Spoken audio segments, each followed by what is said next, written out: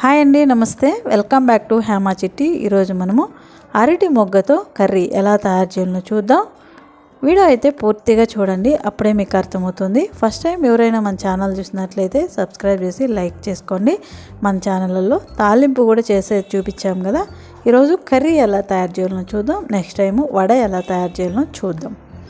ముందుగా ఈ అరటి మొగ్గను రెక్కలంతా తీసేసి ఇలా లోపల ఉండే పువ్వు తీసుకోవాలన్నమాట. ఇది పై వరకు తీసుకోవచ్చండి. నేను 2 పూలు ఉన్నాయి కాబట్టి పెద్ద పెద్దవే తీసుకున్నాను. ఈ పెద్ద పెద్ద పూలు కనుక అయితే మనం అందులో ఉండే స్టిక్కు తీసేదానికి ఈజీ అవుతుందన్నమాట. కొన వరకు వెళ్ళామంటే కష్టమవుతుంది. మీరు కావాలంటే ఇంకా 2 రెక్కలు తీసేసుకొని ఆ కొన కూడా కట్ చేసి వేసేసుకోవచ్చు.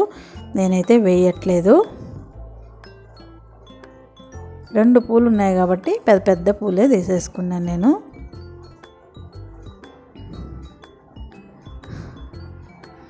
అంతే అండి. ఇలా తీసివేసుకొని చూడండి, ఇలా ప్లాస్టిక్ లాగా ఉంటుంది, అది పడేసేయాలన్నమాట.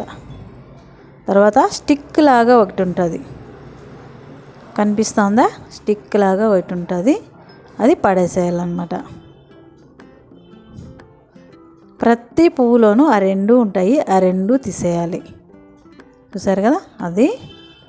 తర్వాత స్టిక్ ఈజీగా తెలిసిపోతుంది. మీరు ఆ పువ్వు కనుక ఎత్తుకున్నారంటే మీకు ఈజీగా అర్థమైపోతుంది. అది ఇంచినా కూడా ఎరగదు. ప్లాస్టిక్ స్టిక్ లాగే ఉంటుంది, ఎరగదు. రబ్బర్ స్టిక్ లాగా ఉంటుంది. చూసారు కదా, అది. ప్రతి ఒక్క పువ్వుకు తీయాలన్నమాట. ఇవి ఉంటాయి, తీసేయాలి. సీరియస్గా తీస్తే కరెక్ట్గా 5-10 నిమిషాలలో తీసేయచ్చు. ఇది తీసేసుకున్నామంటే మిగతా ప్రాసెస్ అంతా ఈజీ అన్నమాట. అంతే. ఇలాగే మొత్తం తీసేసుకోండి. ఇందులో చాలా ఉపయోగాలు, చాలా బెనిఫిట్స్ ఉంటాయండి. నేనైతే మొత్తం తీసేసాను. చూడండి వేస్ట్ ఎంత పడిందో ఒకసారి. అదంతా వేస్ట్ అన్నమాట. చూసారా, మాకు ఎక్స్పీరియన్స్ ఉంది కాబట్టి తొందరగా తీసేస్తాము. కొత్తవారు ఎవరైనా అయితే కొద్దిగా లేట్ అవుతుందన్నమాట, అంతే. ఇది నీళ్ళల్లో వేసేసుకోవాలి, ఎందుకంటే నల్లగా అయిపోతుంది. మన వంకాయ, పొటాటో ఎట్లా బయట పెడితే నల్లగా అయిపోతుందో అలా అయిపోతుంది. అందువల్ల మనం నీళ్ళల్లో వేసుకోవాలన్నమాట. ఆ నీళ్ళు పడేసేసి వేరే మరి కొత్త నీళ్ళు తీసుకొని ఇలా సన్నగా తరిగి ఆ నీళ్ళలో వేసుకోవాలి. చేతికి ఒక 5-6 పట్టేసుకొని పువ్వులు 5-6 పువ్వులు పట్టుకొని తరిగాము అంటే తొందరగా అయిపోతుంది. మనకు ప్రాసెస్ అంతా స్టిక్ తీసేది ఆ ప్లాస్టిక్ లాగా ఉంటుంది కదా, అది. ఆ 2 తీసేదే అండి పని అంతా. ఇదంతా ఈజీగా అయిపోతుంది, పెద్ద టైం ఏం పట్టదు. ఇలాగా మొత్తం తరిగి నీళ్ళల్లో వేసేసుకోండి, నల్లగా తిరగకుండా ఉంటుందన్నమాట. మొత్తం ఇలాగే తరుక్కోండి. అది అయిపోయింది. చూసారు కదా. ఇప్పుడు కుక్కర్ తీసుకుందాం. కుక్కర్లో కొద్దిగా నీళ్లు వేసి ఈ తరిగిన అరటి పువ్వును వేసి కొద్దిగా పచ్చనిపప్పు ఒక గుప్పెడు వేసుకోండి, బాగుంటుంది టేస్ట్. ఒక గుప్పెడు పచ్చనిపప్పు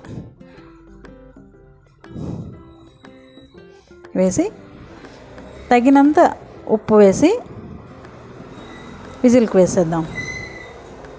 3 విజిల్లు రానిద్దాం. 3 విజిల్ రానివ్వండి. స్టవ్ మీద ఒక బాండెలు పెట్టి ఒక 2 స్పూన్లు ఆయిల్ వేసి కొద్దిగా సోంపు, కొద్దిగా పట్ట, కొద్దిగా లవంగ మొగ్గలు, ఒక 2 ఉల్లిపాయలు, పెద్దదైతే 1, మీడియం సైజు 2 ఉల్లిపాయలు వేసుకొని బాగా మగ్గనిద్దాం. మగ్గిన తర్వాత టమోటాలండి, చిన్నవైతే 2, పెద్దదైతే 1 టమోటా ప్యూరీ చేసుకొని మిక్సీ జార్లో వేసారంటే నున్నగా గ్రైండ్ అయిపోతుంది. తర్వాత వేసేసుకోండి. అల్లం వెల్లుల్లి పేస్ట్ 1 స్పూన్ వేసుకొని పచ్చివాసన పోయేదాకా బాగా వేయించుకుందాం. కారం పొడి 1 స్పూను, ధనియాల పొడి 1 స్పూను, గరం మసాలా 1/2 స్పూన్ వేసి కలుపుకుందాం. ఉప్పు ఆల్రెడీ మనము పువ్వులో వేసేసాం కాబట్టి ఇప్పుడు ఉప్పు వేయక్కర్లేదు.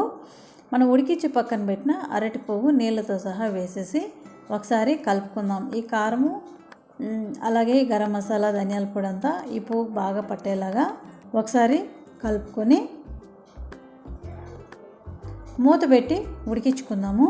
ఒక 5 నిమిషాలు ఉడకనిద్దాం. ఆల్రెడీ ఉడికిపోయిందే కాబట్టి మనం ఎక్కువ నీళ్ళు కూడా వేయలేదు కాబట్టి ఒక 5 నిమిషాలు ఉడికించుకుందాం. ఫైనల్గా సన్నగా తరిగిన ధనియాలకు వేసుకొని దించేసుకుందాం. అంతే, ఫైనల్ అయిపోయింది. స్టవ్ ఆఫ్ చేసేస్తే సరిపోతుంది. ఇందులో ఎక్కువ హెల్త్ బెనిఫిట్స్ ఉంటాయండి, చాలా ఉంటాయి. రోగ నిరోధక శక్తి కూడా చాలా పుష్కలంగా ఉంటుంది. మనం చెప్పుకుంటూ పోతే హాఫ్ అన్ అవర్ పడుతుందండి. అన్ని హెల్త్ బెనిఫిట్స్ ఉంటాయన్నమాట. ఒకసారి ట్రై చేయండి. టేస్ట్ అయితే చాలా బాగుంది. ఉప్పు కారం ఏమైనా తగ్గింది అనిపిస్తే ఈ టైంలో వేసేసి ఒకసారి కలుపుకోండి. నాకైతే అన్నీ పర్ఫెక్ట్గా సరిపోయింది.